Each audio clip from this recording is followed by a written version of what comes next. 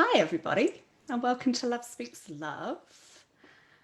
I'm Denise, your host, and my lovely guest today is Susanne Amara. Welcome, sweetheart. Hello. Very formal. All right, so just at the start, we are sharing. I need to turn that down. So just bear with us for just a few seconds, please.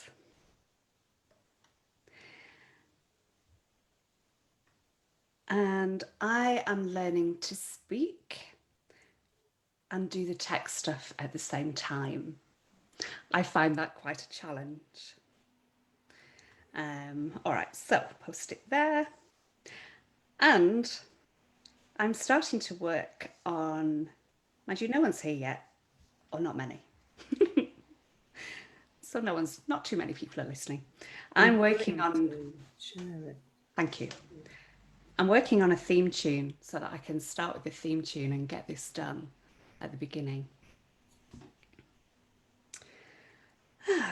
Okay, share it to some groups. There. Almost there. I'm trying to see it. Like I will see it in a minute. Where have you put it? It's on my page and I have tagged you. So it should come up. Do you have to refresh my page maybe? Oh. Have you found it? I'll find it. Don't worry, just keep going. I'll find it. Well, thank you everybody for watching us, for joining us. And Love Speaks Love is a platform to share experiences, wisdom, a bit of ceremony. And Susanne and I first connected just over 2 years ago. It was around the 8-8 gateway, and I was wanting to do a light language shared activation on water, because this has been something that's been dear to my heart for a long time. And one of the first activations that I did, although I kind of didn't realize it was a light language activation at the time, but it was on water, and some beautiful places in Australia as well. So it's been something that's been very dear to my heart. And just to honor Natalie Carden in this as well, I think she saw my post in Keepers of the Codes and she was already connected with you and kind of put us two together. So that was how this first began almost 2.5 years ago. Wow. It was, Oh, wasn't it? God, it feels like many lifetimes ago, doesn't it? When we first connected, I remember us doing that, and I was just scribbling water codes on paper yeah, with a pen because I didn't know what else to do. yeah, yeah. And I think I had already started writing codes as well, but it hadn't developed into what it has now. And I think that's how a lot of people start. It's just you get the nudge to kind of do it. Um, all right, people are joining us now, so I think I will just do our heart to heart connect before we start fully. So let us all breathe into our beautiful hearts. And if you wish to put one or both hands on your heart space in the center of your chest, and let us just start today by saying to our beautiful hearts, I love you. I love you. I love you. And knowing that as we do that, we are sending love to all hearts on the planet because we are all one in one unified field of love. So feeling that beautiful connection of all our hearts together, everybody watching us live or on the replay or on YouTube. And feeling that heart to heart connect with Gaia, and feeling her love for us pouring into our bodies, coming into our hearts, into our hands, our feet, into our crown, into our whole auric and toroidal field, and connecting our hearts with the beautiful sun, feeling that solar power in every cell of our bodies, charging up our solar plexus, which to me is like a solar battery. And especially if you're in the northern hemisphere and now is now winter and you've seen the sun less, a beautiful way to still receive the energy of the sun is to connect on this energetic level and feeling that heart to heart connect with Source Creator. And I say again, one unified field of love, one heart, one love.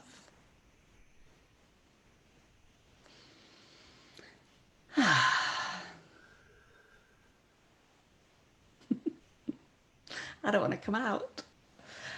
There we go. Welcome, sweetheart. It's a real delight to have you on the show. Everything's glowing now, Denise.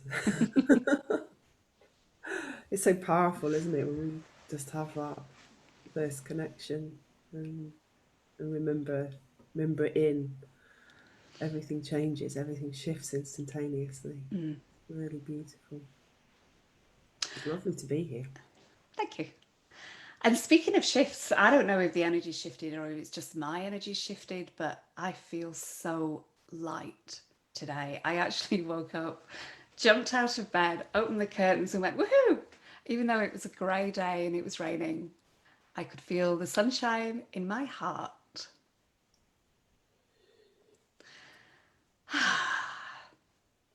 So, as I said earlier, we connected over water, and we are going to do an event next week, and we can talk about that later. Um, but I'd love you to share because your codes have really changed from the start, and they've become much more like technology. So I'd love you to share some of your journey with the codes and how that's been for you, like how that progression has kind of taken place, and anything that you want to share about your codes. Okay. Well, it first started, we can look at it in two different ways. So now, of course, being a little bit more wiser and cosmically older and lighter, I can see that perhaps, as many people are, we're always coding from the very beginning, from the moment we're born. Really, it's just that we didn't realise that's what we were doing. So I know now that as a child was talking to animals, conversing with nature. I was drawing codes with my hands. I would draw in water, doodle on books. I used to get into terrible trouble at school for doodling. The same sorts of things I'm drawing now. Even when I studied art in my teenage years, in my exam pieces, I put the kind of spirals and codes that you see in the codes now. So I was always coding. I just didn't know that that's what I was or what I was, and that was stuck underneath layers and layers and layers of programming and life trauma like we all have. So when it first came, as my heart started to be called to open, the original calling, at first it didn't come. At first it was much more just a spiritual journey. But when the code first started, I met it in a cacao ceremony in a journey, and I was met with Orphim beings. So these were like waves of plasma, like plasmic light, that came and started to speak to me in this journey and said that I would be bringing new languages back to Earth. Now, at the time, I was quite in my cosmic ego, like galactic ego. I'd opened very galactically, so I just thought this was nuts. I was very sort of skeptical still as well, so I just thought this is crazy. And then a couple of months later, I heard somebody speaking Lemurian.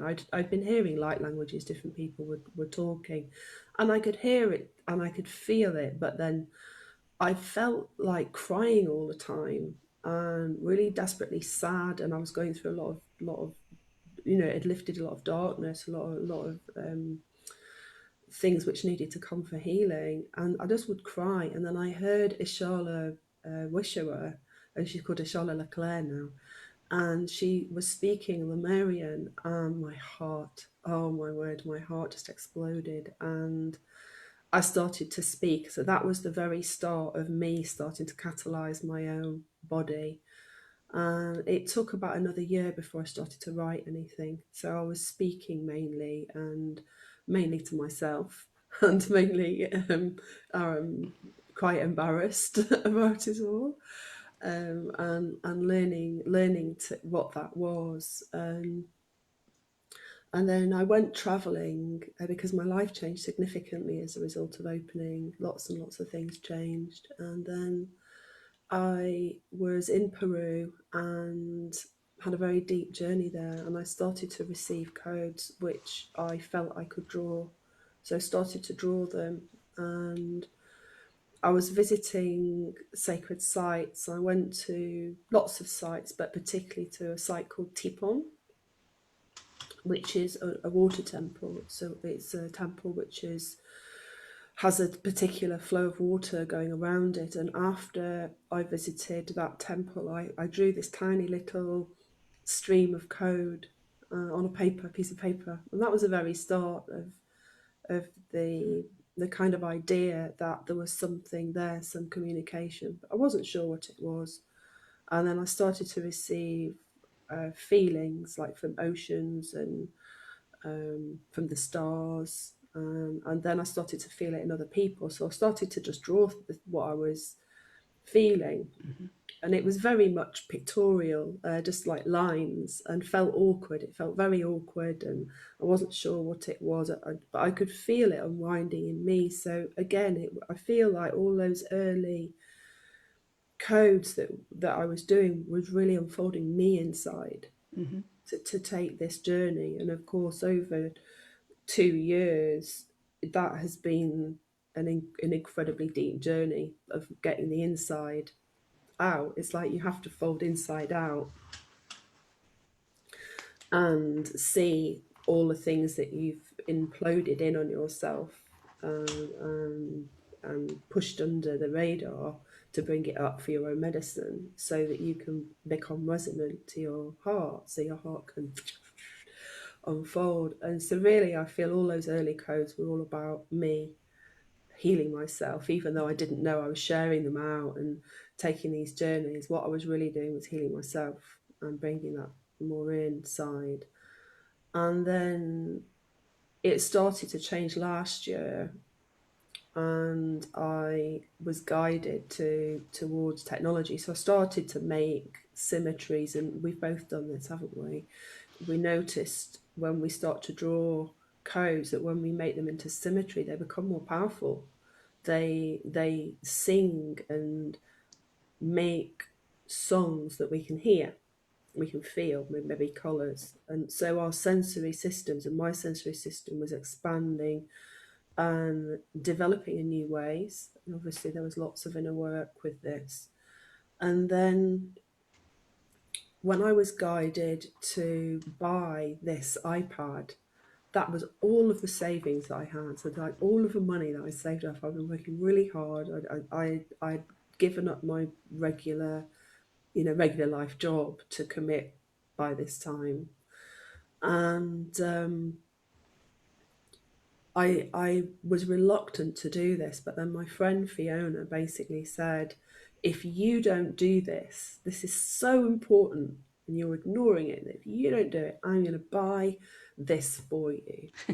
And because I'll do it myself. I'm so fiercely independent. I'm going to do it all myself. I went and I bought it, and I spent all my savings on this iPad. And I was traveling to Dubai at the time, and the codes just started to come. It was very, very quick. I drew some about 5 or 6 codes straight away, and then went to a sound bath with this incredible human being called Simananda. She's an incredibly beautiful lady that gives concerts with crystal bowls. And she called me by my spiritual name, which nobody knew. And then I had this journey with the Elohim fields that night, and the codes then opened, and that's how they started. So then I would feel my hand moved, rather than me moving my hand, rather than me making a choice to make a code. I would just know that I had to sit there and open and be present and be empty and have no mind and no intention, and my hand would move accordingly to create the codes. And that's been the significant change, is Yeah, the beautiful. dissolution of the intention at the outset. It comes in and it's inside out rather than outside in. Yeah, beautiful. And how blessed are we to have the technologies that we have now? Because we couldn't do what we couldn't produce the codes that we're producing without the technology. And I hear you on the iPad. That's on my that's on my list, because I know that'll make a huge difference. And one of the ways that my work has evolved recently, and I'm still not able technologically to put the two together, is the geometries. And what I want to do is to be able to code the geometries. Like I can code them, but to actually have them visible on the technologies, that for me is like, oh, on the technologies, on the geometries. That for me is like one of the next steps. And it's interesting that the word technology slipped in there. So, for example, I write codes for my phone because I really struggle to hold my phone. I struggle to put it anywhere near my head. I just want to throw it, throw it away. When I tuned into my phone years ago when I was in Australia, because you hold crystals and you tune into them and you feel them and you're just like, well, that's amazing. So I thought, I wonder what my phone feels like. And this was pre-smartphone. This was like some Nokia phone. And I tuned into it, and my reflex reaction was to throw it out of my hands. And I was like, that's not very good, is it? So what I have done of late is draw light language symbols on there. And through that, and I can set an intention, and it can be to activate the quartz in the phone so that it emits a different kind of signal, and a healing signal. And I'm not sure if there's a little bit in there of my field changing so that those emissions, those frequencies are not harmful to me as well. That's it. That's the difference. That's what I Yeah, feel. We talked about this a bit, didn't we? yeah, And because we're water, yeah, and we're giving out harmonic signals through the vibration of our own waters. And what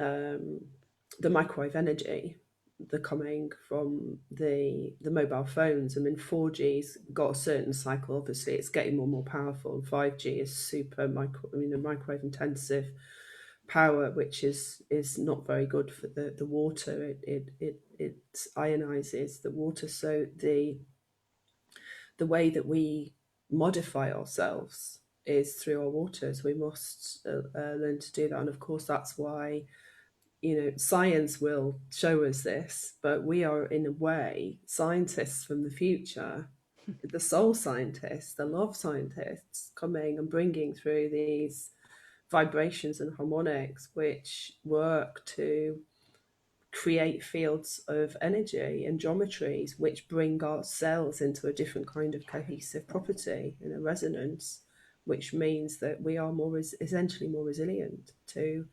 radiation, and to lots of things. That's how why can we sing and dance and flow through life at this time of upheaval, and that because there's a lightness that comes from the inner work, from releasing the heaviness of all those structures. And this is just the same. It's another belief system. If I attach to a belief that this is going to harm me, then I'm going to harmonize with that belief and create the reality. But if I understand that I by my very nature can vibrate what I want with the highest vibrational properties of creation, then we bring it in. So that's why we bring in the codes. Yeah. That's it. It's Yeah. remarkable. It's absolutely remarkable. Beautiful. It's a miracle. And it's a real change in perception of what technology is too. Because when I was kind of guided that this was technology, I'm like, but it's gold squiggles on a page. I'm like, yep, Yeah. that's technology. And a lot of this is the technology in its energetic form. We're used to seeing technology in physical form, in structure. And this, a lot of this is it's in its energetic form. So the more you want to share on the kind of technology side of it. Yeah, there's lots coming from me. There's going to be lots coming in 2021. This is like the next phase of my work, because then, it's funny because when you bring a body of work. So I've got maybe, I don't know how many codes I've got. I haven't counted them, but there's over 200 codes in the library, and this is just over 18 months. This is a life's work of a body of work. It's come very quickly. And it would be very easy to, write a book and sit and talk about this for all the years to come. And I was, I'm busy kind of getting the resource together so people can access this and, Yeah. and play with it. And then my soul team came and sat with me, and then they had it was a big sit down. I knew it was important. Sometimes this is like quite serious. And then they said, you do know that this was just practice, don't you? For what you're bringing. And then lots of things then unfolded when I was in Portugal. And one of them was really a lot with the Arcturian part of my awareness. So this is maybe it forms through the Arcturian part of soul because it's easily accessible, still source. It just comes through areas that we're familiar with. And it was downloading a lot more technology. So yes, a lot more moving into advanced geometric Yeah. formations and very different types of coding. You've seen some of the early. It's like going back to. I've got to go back to basics. I'm going back to school, back again to the drawing board to begin coding again in a different way, in a different vibrational frequency. So it's very new to me, and there's lots of exciting things to come. So I feel like I've very early on, before I knew what any of this was, I would have lucid dreams and I'd be off in these technology. I'd be in advanced healing technology, on healing beds, in chambers, in sound chambers. And I'd come back, and I was married at the time. I'd wake up next to my husband, and I'd just get my diary out, my journal, and I'd start drawing these ball and stick models of what I could remember of stargates and technology and things I was encountering, pens with crystals and all sorts of things. And I felt like I might be going crazy, but I wasn't. I was downloading information. And I know many people do. I've managed to meet lots of people that have different experiences with this, and obviously we journey with groups into these technologies, and it works. So that this it's tangible. It has tangible real world outcomes. So the codes for me feel like in the background. I don't know how much of this will be in the forefront just yet, but in the background there's all this kind of newness going on for me of downloading kind of technology, I guess, new earth technology, and starting very slowly without any scientific training to understand what this is. Somehow, I don't know how I understand. I don't know. I just start talking and it makes sense. So This is our soul. Our souls are created through many planets and many dimensions and many layers, and we're so afraid of that, of the wholeness and bringing it into the normalness of being, because we can be all of those things. And to me, the humanness of this is the most beautiful aspect, is that we're just ordinary human beings that are extraordinary divine light beings. We don't know what we are. Yeah. So that this is the unknowingness is the miracle for me. I don't know what's going to come really. I've just got what I've encountered recently with the Andara collective and through the Arcturians, just through being open and moving. All my work is just about showing up and being present for whatever's here, and conveying whatever that is, rather than it being a thing, Mm. because I don't know. I don't know what it is. And the geometries, like I loved sacred geometry since I read Drunvalo Melchizedek's book a long time ago, in about, I don't know, 2002 maybe. And I've probably read it 3 times, and each time I'm like, that wasn't in before. Each time it's kind of like, wow, it's a revelation. And I can read the book and I can totally get it, but I couldn't teach it. I wouldn't be able to share what I just read, but I know it's gone in on some level. And so, excuse me, cymatics is the creation of geometries from sound. And Honey Borden a long time ago said something about she speaks geometry, and that really pinged me. I was like, yes, I kind of knew that, but I hadn't heard it spoken. And this is what we're doing when we're speaking light language. We are speaking geometry into form. We are speaking geometry. And we are made up from, of. We are basically geometry. We just don't necessarily look like it. So as we evolve, our geometry is becoming much more complex. And I can't even, I can think of the five platonic solids that I can, pretty well get my head around that. But these more complex Yeah, geometries, unless you see them, they're quite hard to get your head around a little bit. yeah, they're moving as well. So Yeah, it's really when you encounter the sort of the proper geometric higher light systems, they're moving. They're not flat on a piece of paper. yeah, They're totally multidimensional. So like the first time I encountered a hypercube in the cosmos was mind blowing.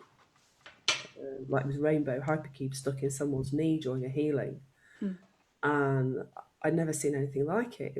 I thought it was like meeting God, because it was just so advanced, to be inside that kind of energy, floating around. It's almost impossible to convey with words, isn't it? I yeah, find that I'm trying to just find some words here, and they're totally lacking. I've got tears in my eyes because it's so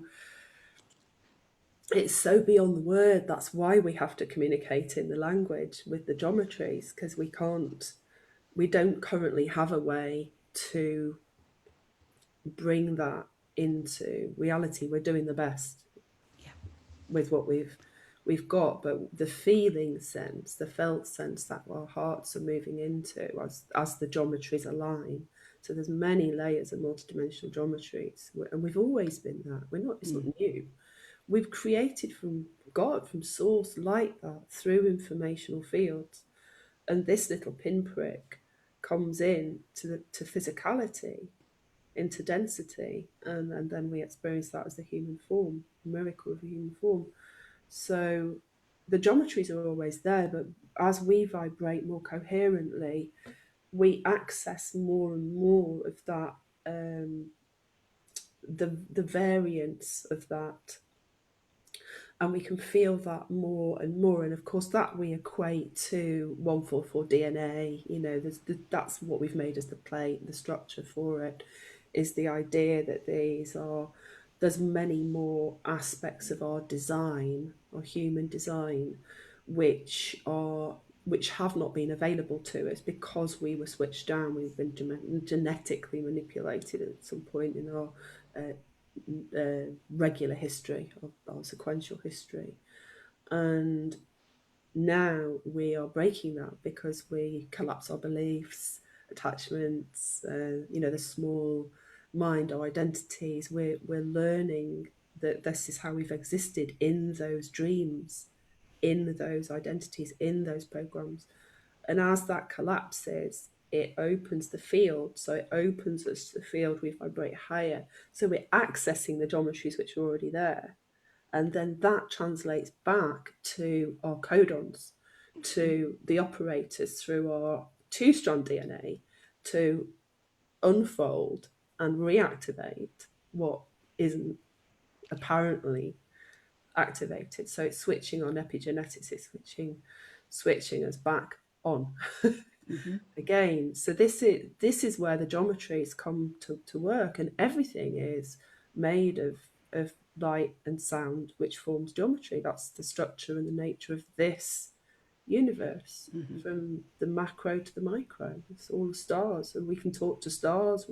We have been stars with planets, and everything starts to dissolve at this point, and but we're still human, and that is, it's remarkable. You can Mm-hmm. look at the sky and feel the geometry of the clouds and feel source moving through you, still as you. We don't have to go out of our body, to have an OBE to meet this. We don't have to go out into the astral in the dream to meet this. We can do this consciously and awareness. And I feel that's what we're landing in, to help us come more present with that miracle in a simple way, without all the, we don't need to understand. We're inner standing. Yeah, beautiful. Beautifully put. Um, and the geometries are always, not maybe not always, but I see them often as morphing and changing. Like one geometry will kind of like change into a different one. It's I can't even describe how that happens, whether it's kind of outside in, inside out. Um, and snowflake geometry is very present for me as well at the minute. And when I do light language activations, a lot of geometries I'm forming in the air, and the snowflake geometry was quite apparent to me. That was of interest to me, which is beautiful. And I put a reshare from it that actually came up a year ago, which is just interesting. There was someone had been photographing snowflakes and the beautiful, beautiful geometries of that. And years ago, I remember getting into fractals and like fractal geometry, and this is all the same. This is what we're creating through the sounds. Yeah. So that is a nice segue into water, talking about snowflakes. So back to water and what the work that we've been doing on water. So a lot of the work that we do on water, when we sing to water, and we said this the other day, water makes you want to sing. In my world, if I'm by the ocean, a stream, the shower, especially in a bath, I can't help but sing. It's the two to me just go together perfectly.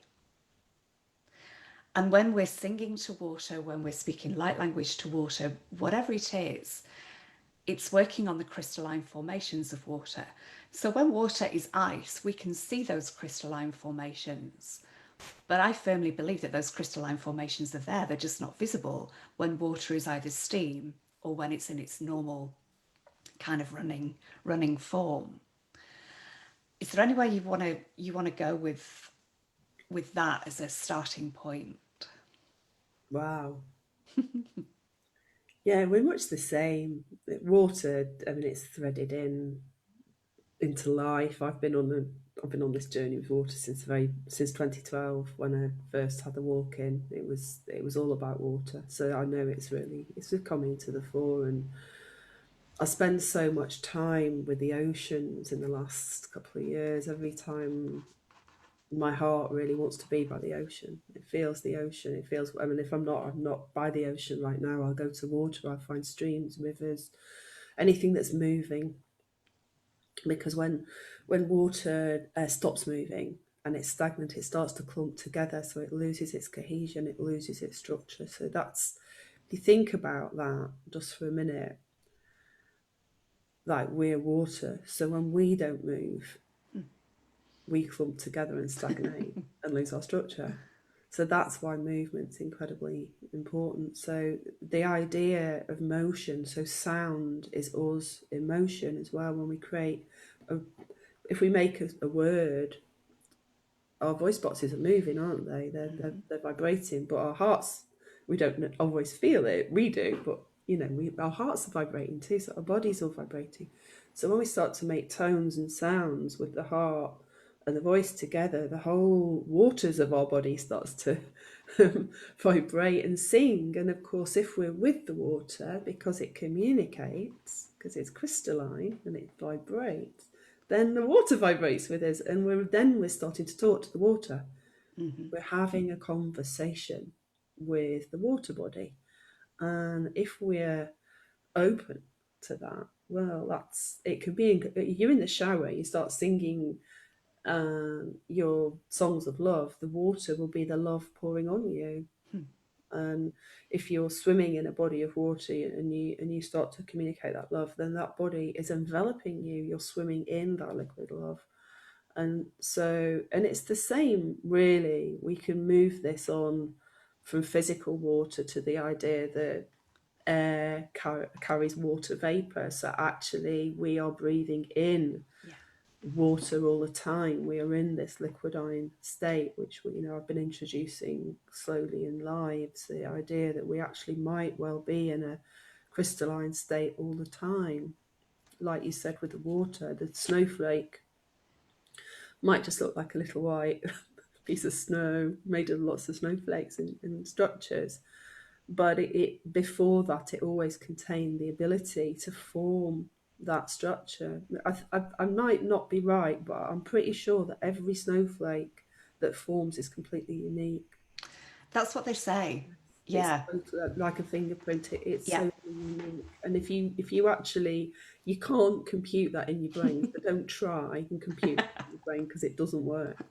It's like saying that every electron field state is unique. I can't, I think it's Fermi's principle. I can't remember. It's one of the head fucks that you can do if you want to do that.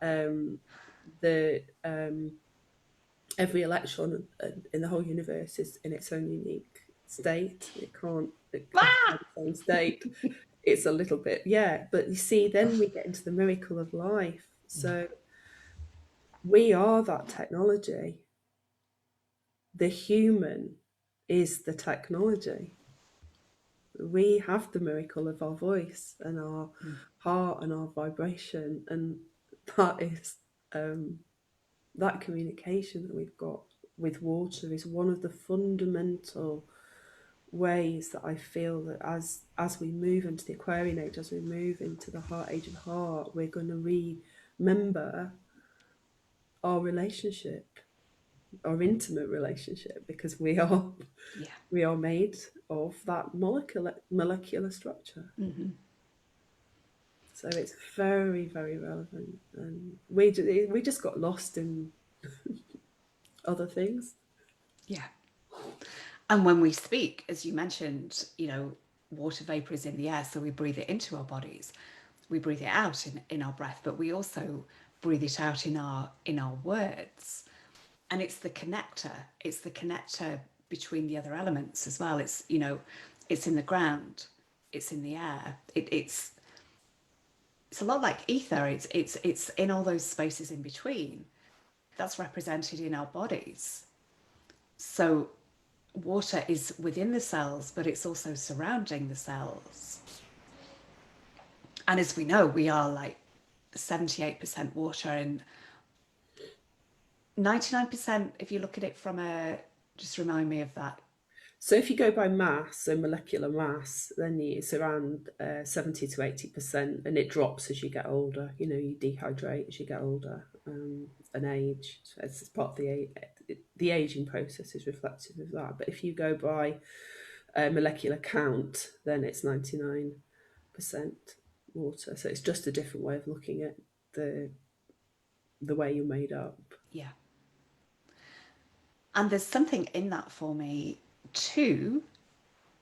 The fact that we lose water as we get older, that feels like a dysfunction to me. That feels like part of the reprogramming that our genetics, that our DNA went through, that I feel we are now changing. I feel that that's part of the process that we're in the evolution of at the moment, that we're in the process of changing.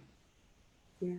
Well, that's why when our age, you know, vibration age drops as we're getting younger. I've de-aged. I look at myself in my 20s and 30s, and I'm now, and I know that I feel a lot younger inside, but look a lot younger too. So there's something going on. I'm going to be 50 next year. I don't feel I don't feel like 50 at Yeah, all. So I feel like as we're going to reharness this somehow as we move, and it's linked to the collagen. We spoke about yeah, this. The collagen is a tissue, so it's a tissue that we have. It's a primary tissue of our bodies, and that, like water, is a connective tissue that runs yeah, right through our body, through our cellular matrix, through the physical body, and it's actually that doesn't have a lot of water, but there's less and less collagen in the body as you age. You know, it's where your skin loses its cohesion and you age, and also how our bodies age is obviously with replication of the cells. Then the DNA fragments, and then it doesn't copy itself properly. So that's why we get dysfunction in our bodies, because the replication process breaks down. But I feel that as we are coming more towards our heart energy, our pure state energy, instead of it creating in mitosis and breaking down, it creates authentically. So that's why we don't age, because then we just start to keep recreating authentically, because we're not this we're recreating all the time, aren't we? Cells die, but that is still, why does a cell die is a good question. You know, why does a cell need to die? So the if a cell doesn't die, if a cell can live infinitely as it can do, if it's in its right geometric state, then we have the ability, perhaps, as we bring the God state through each cell, to have this unlimited potential for life. And it begins just with getting more healthy. That might be, you can tell like biblical stories of glowing beings and radiant skin, and this isn't because they were like radioactive, or it was just that they were maybe more advanced perhaps in their vibrational field. yeah. And holding more light. And the telomeres, another factor of the aging process is the telomeres, which hold the light. And the telomeres kind of, say they start off as being that big, they get smaller and smaller, smaller. So they're holding less light. And I was just wondering, it sparked the thought as well that is there a link between the holding of the water and the holding of the light in Yeah, the body? absolutely. And I feel one of the things that I'm going to be working with probably next year, there's a few other unity codes that are kind of coming in at the moment, but regeneration codes are what I'm feeling for next year. And Paul Boggy Brighton, I'm not sure where he's quoted this from, but I trust him as a source of quote, has said that the scientists have said that according to our, is it our DNA, we're not supposed to start aging until we're 150, and that we should really be living to 500. Hmm. And I find it really interesting that I went from, in Australia, I was working at a backpackers. So most of the people that I was with were like early adulthood in their 20s, mainly 20s, 30s as well, but mainly in their 20s. And then when I lived at my mum's for 3 years, she lived in a retirement apartment. So I was surrounded by the degeneration codes, and I've gone from one polar to the other. And when we bring codes through, we have to hold the distortion. Our body is holding both to bring to that place of neutrality in the center. Our body is holding both. And I find that really interesting that I went from one polarity to the other so that I could hold both of those extremes in order to bring to the place of neutrality and bring the regeneration codes forward. And I think both of us share the desire to be working with the human body. So my background's nursing, so I've always been interested in the human body and how it functions. But the learning that I did was from what I feel now is quite a narrow bandwidth of what the whole body is. You know, it doesn't look in terms of energy. It's the biomedical model, which I'm not dissing the biomedical model, but it's just to me now there's, you know, that's that much and there's so much more. It's just like a narrow field, isn't Yeah, it? You know, it's like if you think about medical science and where it originated from just a few hundred years ago, and we all know how medicine evolved, yeah. then From it has been cadavers, from in a dead bodies. patriarchal. It was developed in a patriarchal model, Yeah, so it was very, very logical yeah. based, and it missed the subtlety of the most essential part, which is the ether, the spirit. Mm, So it's just embracing the more, you know, it has its place, um, and then there's much more to it. We threw out all of the natural state medicine, yeah, and forgot what was at the heart, and it's coming back. You know, that when I read, there's a lot of papers around sound technology. I'm mm, fascinated. You mm, know, we go back to cymatics, and my yeah, primary interest is in sound, frequency resonance, bioresonance technology, and I read papers, and it's coming. yeah, It's all coming. yeah. And I had a I had a session from an electromagnetic pulsing machine, which is quite a new invention. And there's only one of these machines in the whole of the country, and it's in the very small town that I live. Go figure. And I received 10 minutes of this, and you can feel this pulsing. So the electricity, it's like the electricity powers the magnetic rays. It's the magnetic rays that are really doing the healing, but it's pushed in, it's powered by the electricity. And you can really feel it going into your body. It's you can feel the pulse. And if it's too close, all your muscles stop twitching. So I'm kind of fascinated by that, and there feels to me to be, especially from an experience I had earlier this week, a strong Arcturian link to that. I feel that the Arcturian technologies are coming in, even though those that invent it may not know that there's an Arcturian whispering in their ear, their Arcturian self. But I kind of fully, I fully feel that. Yeah, so the human body to me, I'm really fascinated by that and sound. It's just brought back a memory, actually. You know, God, this was years ago. So I remember, no, this is why our conversations are so cool. So this was around about the year, possibly around 2002, something like that, years ago, when I was first training in reflexology. So I gave up my, corporate job as in computer programming, and wanted to do something. So, um, well, for one, I don't know why particularly, but I just found myself guided to learn massage and anatomy, and then went on to reflexology. So as I was studying reflexology, one of my student friends gave me a book by Harry Oldfield called The Invisible Universe, and that rocked my world. And that was a a machine that he invented that was running frequencies through crystals through a pen, I think.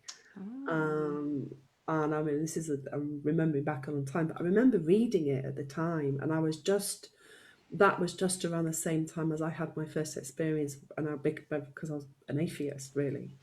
And I had a healing experience because I hurt my shoulder training, and I had an experience where I felt God had touched me, and this changed my life.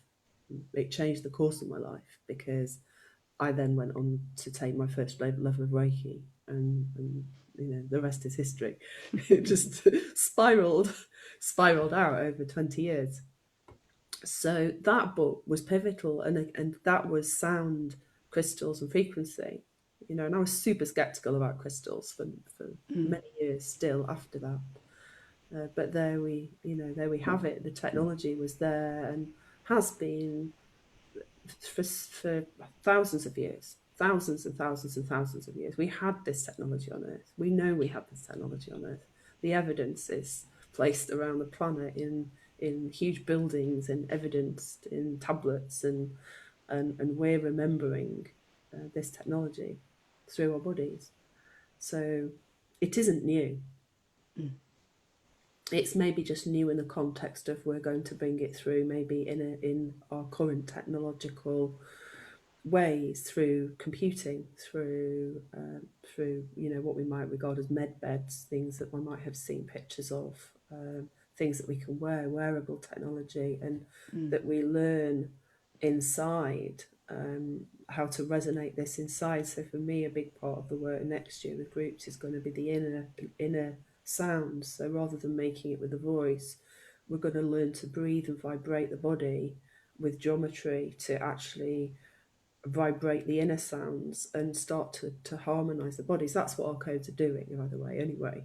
But to just become more aware of it and start to feel it, and be able to actually actualize this into our health, to heal, to self-heal. So we become our own healers. We don't necessarily need so much to need to access what has been traditional health, because we know how to vibrate our cells back to their original state, back to their health through the inside. And this is just a new learning, a new way of being, isn't it? We're learning. Mm-hmm.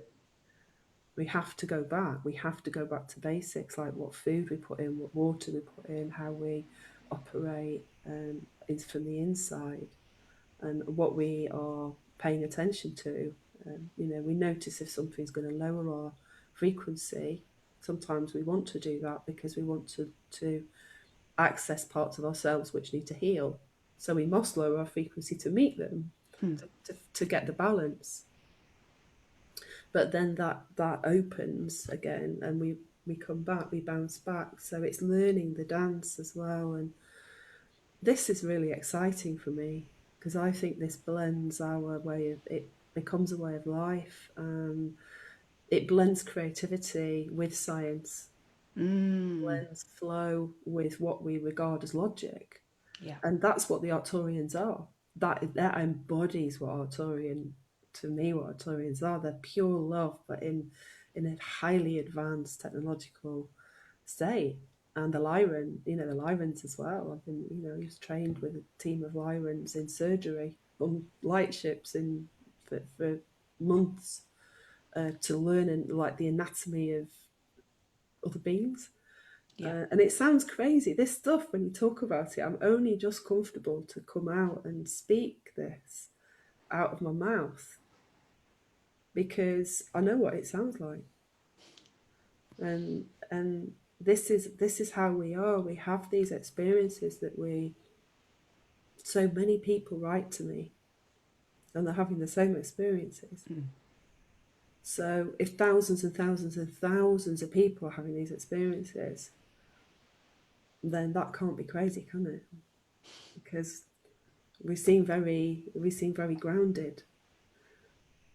Yeah. So there's something miraculous. To me, this is just evidence that we are miraculous beings. We don't have all the answers, um, and that's not really where that part of the brain starts to fizzle away. The seeking part that needs the guru or the teacher to give us answers, that's fizzling away as the heart's opening, because we're being intuitively led towards having a conversation, to being in presence, and that's how we find our way, isn't it? Hmm.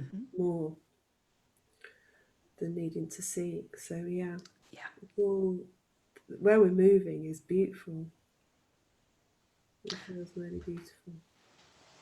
I love just to go back a little bit as well about what you said about the perception of sound, because I've been feeling that really strongly, that we're not just going to hear sound, but feel sound, because it is a vibration. And I've often felt in doing sessions that I can almost hear the disharmony in the body, and hear when it becomes more in harmony with itself, when the frequencies, and it's like you're hearing with your whole head or with your whole body, rather than just with your ears. Yeah, it's true. And colour as well. I think there's been some really in the scientific journals. I've read some really cool like preliminary studies, from research groups at universities, and I know some of them have been looking. They were looking at blood, so they were looking at erythrocytes, and how if they translated the vibration to colour, they could tell from the changes Mm. in colour uh, how healthy the cells were, how the structural. And Wow. because remember, to all the sort of things we know about blood and how the blood operates relies on the cell and the health of how across the membrane the cell can communicate. And so this is giving out vibrations, and this can equate to tiny changes, which of course now with technology we can measure. So but we can measure it too. Yeah. We can feel it by being very sensitive, but you can only become very sensitive if you're quiet and still and present. So this is why meditation, Mm-hmm. all this stuff just becomes technology, because you understand the space gives you the presence to witness this. So you're not giving up anything when you stop the busyness. You're not giving up anything. You're moving into a different perception of being, where whole things are going to open up for us. And then if we're more healthy, how much more vibrance are we going to have?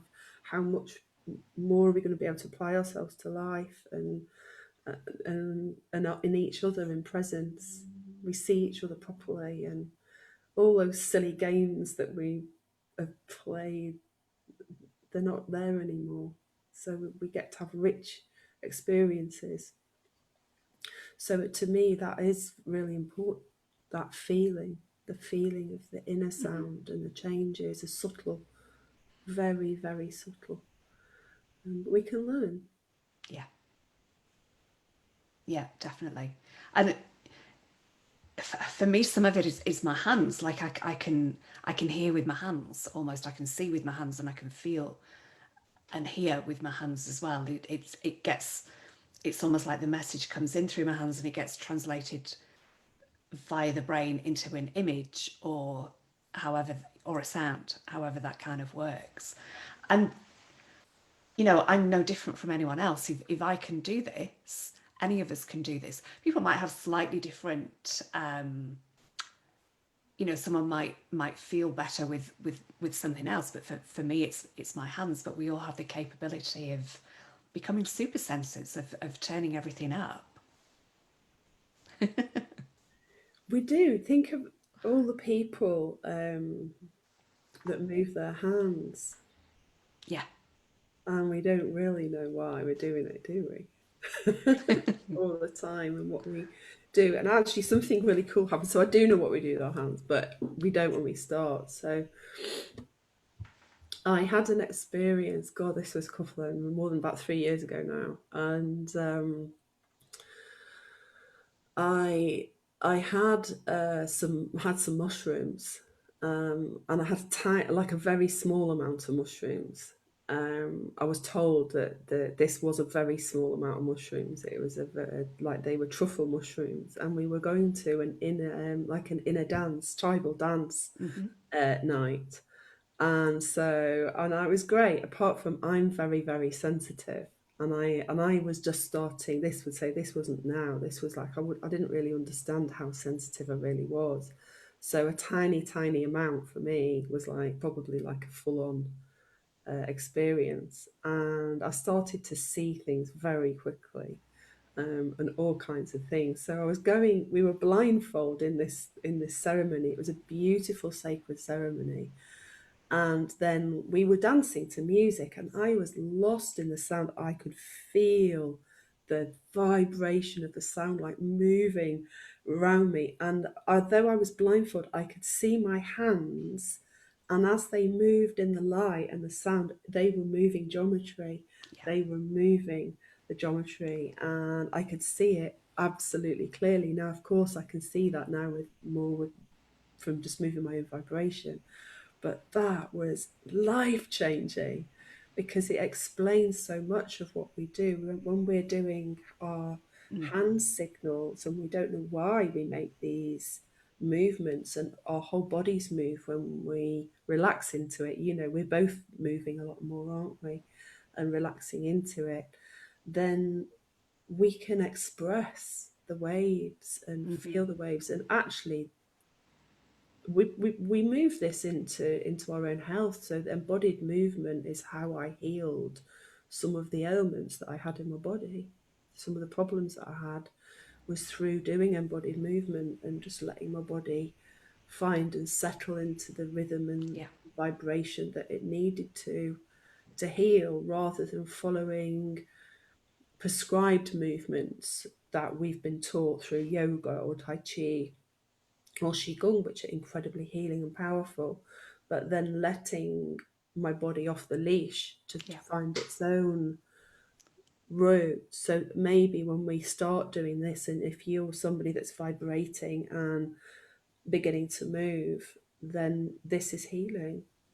It's a healing modality all on its own, of your Yeah. own, Yeah. the inner modality of healing. It's gorgeous. Yeah. And you can really feel the energy coming through when you do that.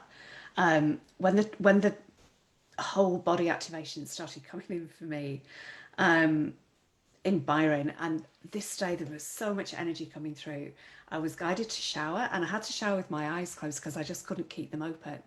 And everywhere I could walk with my eyes closed, I, I did. And I was guided to go down the beach.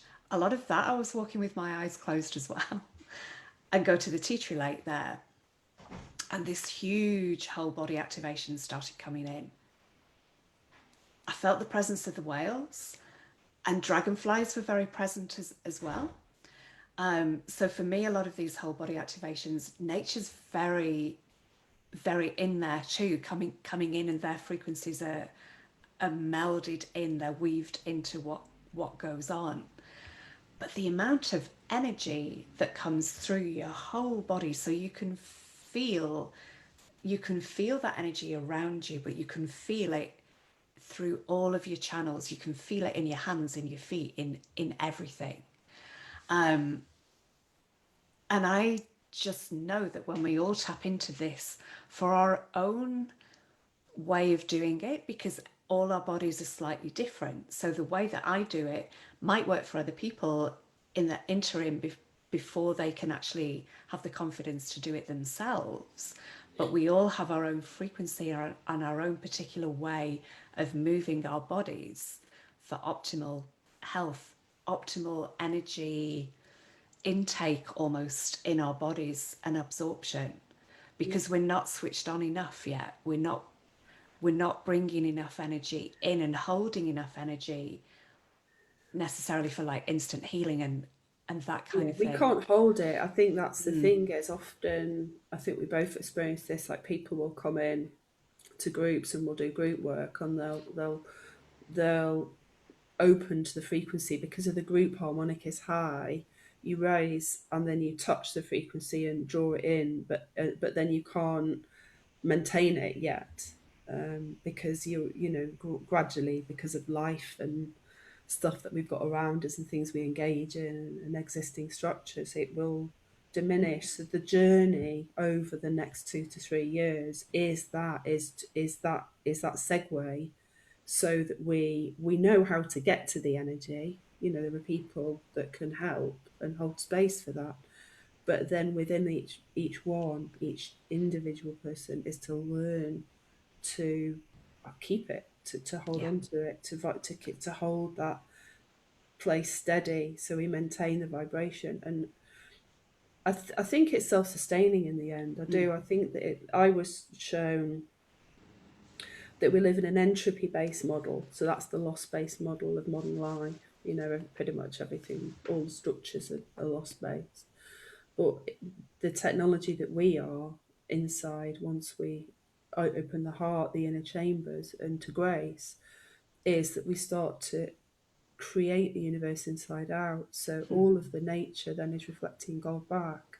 The trees, the plants, the flowers recognize the godliness in us, or whatever word you want to use. I'll just use that as a word.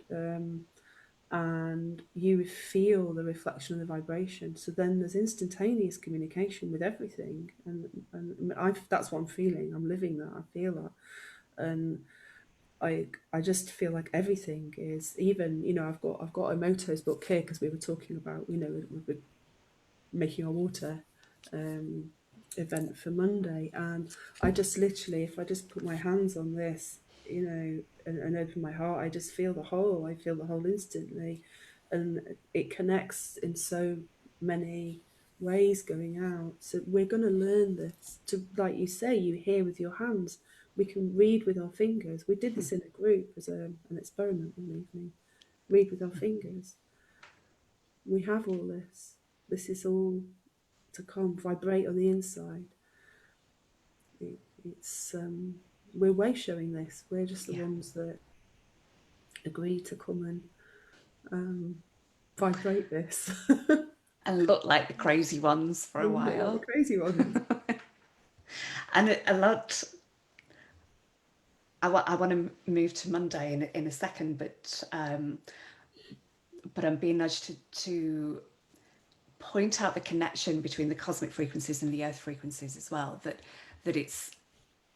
it's bringing in the cosmic frequencies, but also earth frequencies, and it's about us connecting more to earth. So that could be about connecting with the trees, being more in nature, but also having that awareness that earth frequencies come up through our feet, they come up through our spine, and all of our toroidal field. Really, there might be some primary points where they come in more, but to have that awareness and that openness to that.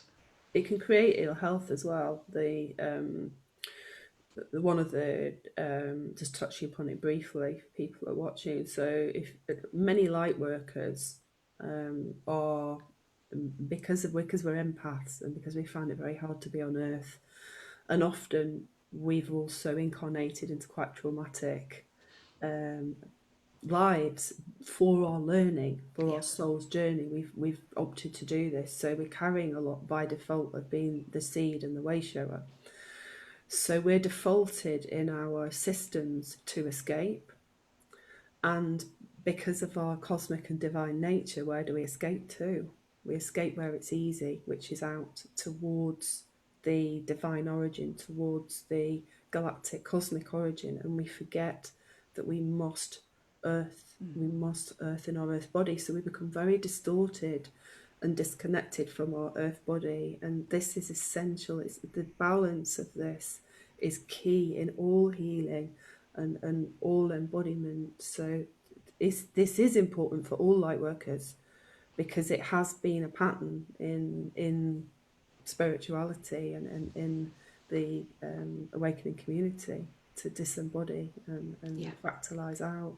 So coming back in through nature, through plants, through trees, through elements, into your earth body and marrying the structures, that is as much of a union with spirit. This is tri-unity with spirit as much as divine feminine, divine masculine is with divine spirit. It's just the same for me. It's the same. Yeah. But it explains why many light workers are so sick Yeah. and so fragile and struggling. Yeah, it's a good reminder. And there's often a difference in sessions between the lower three chakras and the upper ones. You know, these can be fairly open and what have you, but the lower three can often be quite closed down and not really working together in cohesion. Okay, so very excited about this. So Monday, 7 o'clock UK time, we are collaborating on an event for our inner waters and also the planetary waters. In a way, for me, it's kind of inner waters primarily, but through us, we will anchor this into the planet as well. And this is, we will be bringing forward sound, visualization, light language, and this will be working on the crystalline structures of the water in our bodies. Over to you for anything you want to add to that. Yeah, I think that's where predominantly will come down into the waters, so actually into the element of water. We need to really start with the body. So obviously, me and Denise are both anchoring in a vast array of consciousness, but really to vibrate this through and into the cellular structure, so into the body waters, and to for the people that are in the space to really feel that in presence. So to become very still, very present, breathing into the body. And we're going to be using our sounds and languages and some visual journeys to connect with the body, but also to open, because it's beautiful, to the life forms which can help us and assist us towards that embodiment. So we have aspects of our consciousness through the whales, dolphins, the creatures of the water, from the tiniest, the miracles of the zooplankton, all the way to the largest creatures and the whales, and also to the mer beings, to the multidimensional beings. We have these parts of our bodies which can come and assist us. So I feel that we'll have this very physical aspect, but also we'll be opening towards that magical aspect as well, and opening that into the cells, so that we can vibrate ourselves back into our earth body, ready for the solstice. So this is it's a beginning really of feeling the sacredness of water and what this is. I think we're going to have a water blessing. I think we're both feeling that there is going to be a significant blessing with our bodies and the earth. And I'm really excited about this. I feel like, in a way, we probably didn't know we were working towards doing something like this, and it just seems to flow. So I'm very excited for the space that will form, because we've both got this huge part of us that is the the water bodies.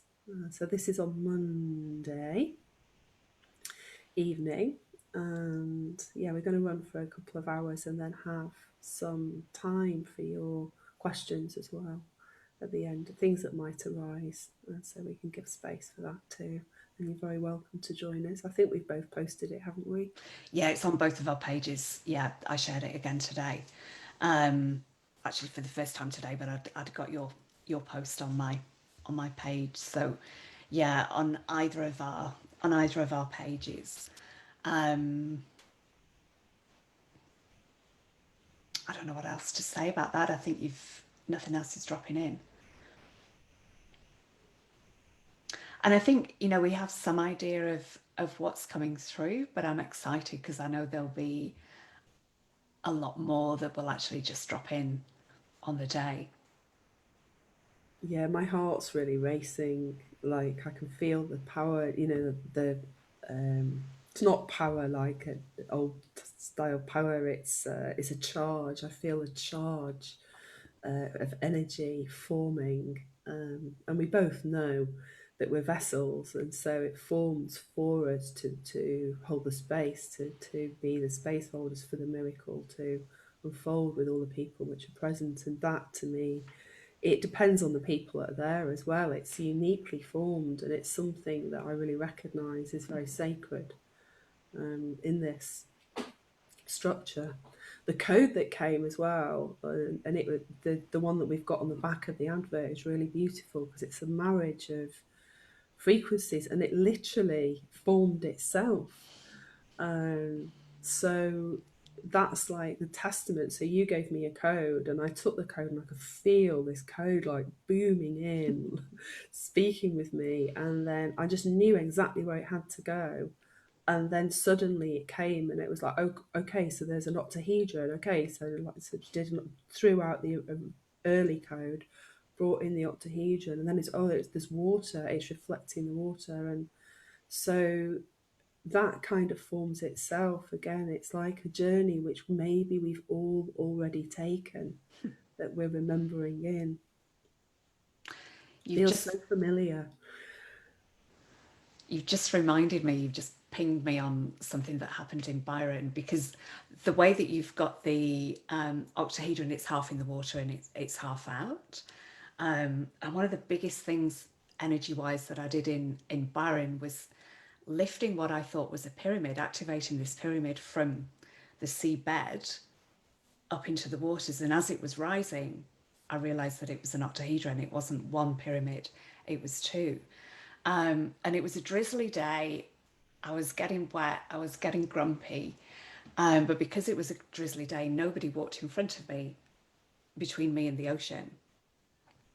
And at one point, I was like, have I finished yet? If I need to stay and do more, will you let me know? And these two dolphins jumped out of the water. Like one of them jumped out vertically that I'd never seen the whole time that I was in Byron, and then went back in. I was like, okay. So I carried on until the end, and that was the biggest thing that I'd done at that time. I was really drained afterwards. But you've just nudged me on that, and I'm just wondering if there's relevance for that in this, or if that's going to be a future one as well. Yeah, there's something that is big. It was the first grid that I ever drew. Just as we met, actually, it was just as we met. I'd drawn the my very first geometry grid. It came on the Lions Gate, 2018, and I had no idea. I was possessed.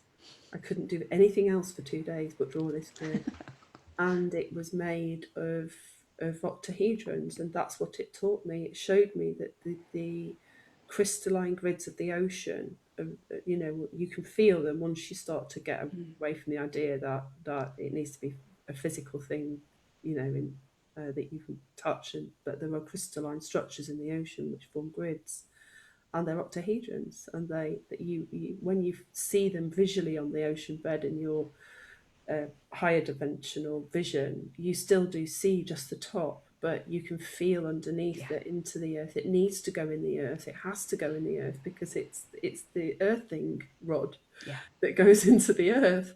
So the octahedral structure, um, so the pyramids that you see on Earth are physical pyramids above the earth, but they're energetically underneath the earth as well. So like the Giza pyramid, all of the pyramids, Bosnian pyramid, that's very very relevant right now.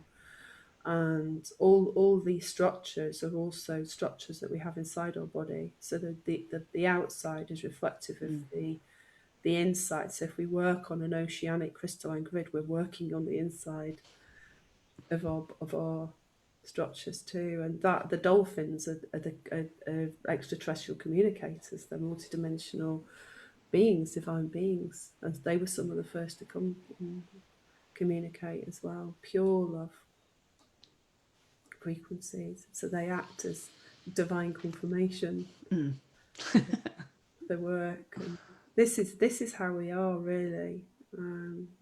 To some it can seem like insanity, but when you feel it and it's tangible and real, and has a measurable difference in your life, you may be open to the possibility that there's something extraordinary as well. Shall we just end with a little I'd over love to to hear you, it. sweetheart? Yeah, me too. So if you're watching, just tuning in, taking that divine centered breath back to your heart, just bringing yourselves back to open our inner eye and inner ear and soul to align, and just thanking all of you who have been live or on replay for being present and joining Denise and I today.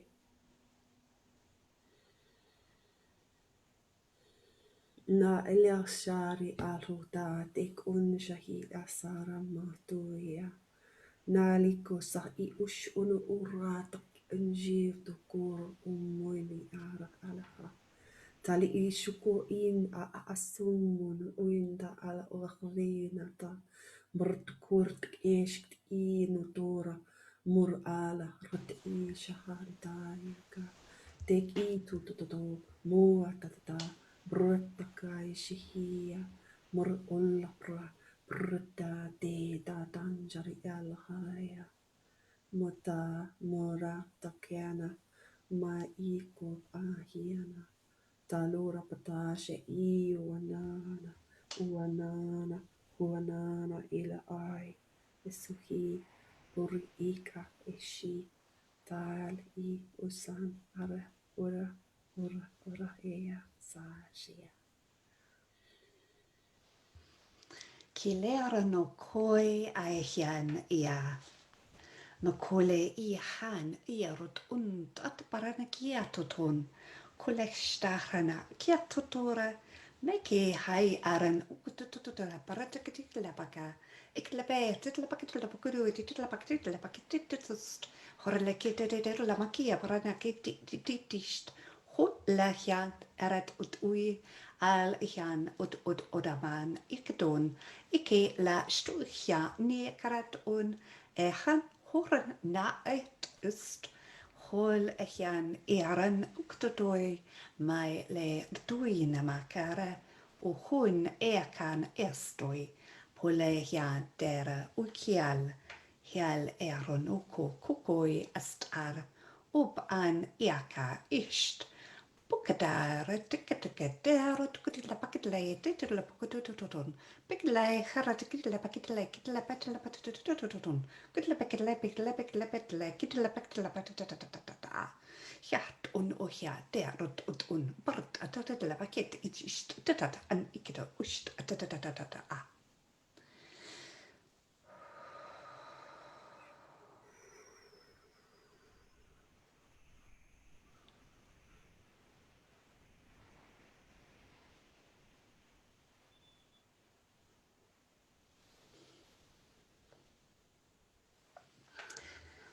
So just bringing our awareness back to our hearts.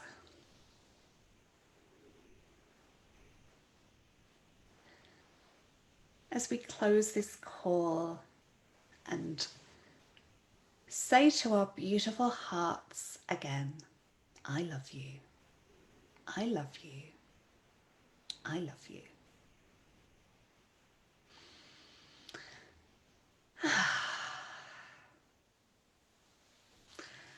Thank you, everybody who has been with us. Thank you, Susanne, my love. Thank you. Beautiful to share space with you. Absolutely. Thank you so much, Denise. And thanks, everybody, for coming and joining us today. And we'll see you. I'll see you.